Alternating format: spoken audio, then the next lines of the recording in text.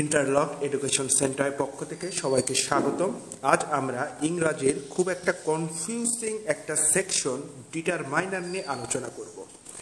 প্রতিটা ভর্তি পরীক্ষা এবং প্রতিযোগিতামূলক পরীক্ষায় এই ডিটারমাইনার থেকে ইংরাজিতে কোশ্চিন 3 থেকে 4 মার্কের আসে। তো টপিকসটা একটু জটিল, আমরা একটু বোঝার চেষ্টা করব। প্রথমে শিখি ডিটারমাইনার কি।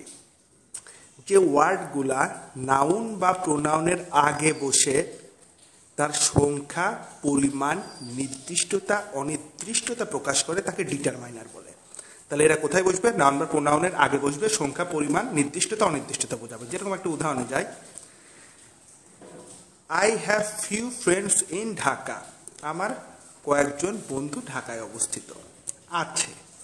তো আই হ্যাভ ফিউ ফ্রেন্ডস, এই ফ্রেন্ডসটাকে অবশ্যই নাউন, তার আগে কে যুক্ত হলো? ফিউ। এই ফিউটাই হলো সেই ডিটারমাইনার, অর্থাৎ যা নির্দেশ করতেছে ফ্রেন্ডসটার সংখ্যা কিরকম, পরিমাণ কিরকম।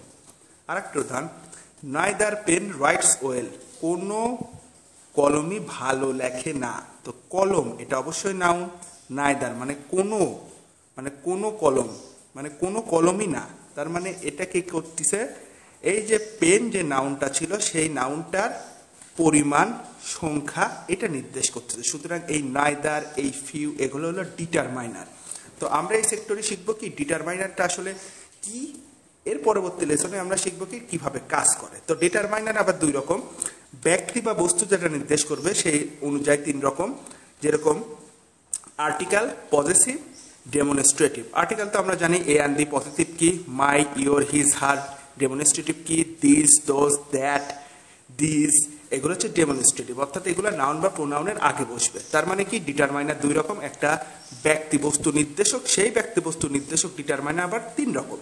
এইবার ব্যক্তি বস্তুর সংখ্যা নির্দেশক ডিটারমাইনার আবার 5 রকম। যেরকম singular determiner, plural determiner, countable determiner, uncountable determiner, countable and uncountable determiner. তো সিঙ্গুলার ডিটারমাইনার কি? যেগুলো একটা নাউনকে বোঝাবে। প্লুরাল একাধিক, কাউন্টেবল যে নাউনগুলা কিংবা প্রোনাউনগুলা গণনা করা যাবে, আনকাউন্টেবল যে নাউনগুলা গণনা করা যাবে না।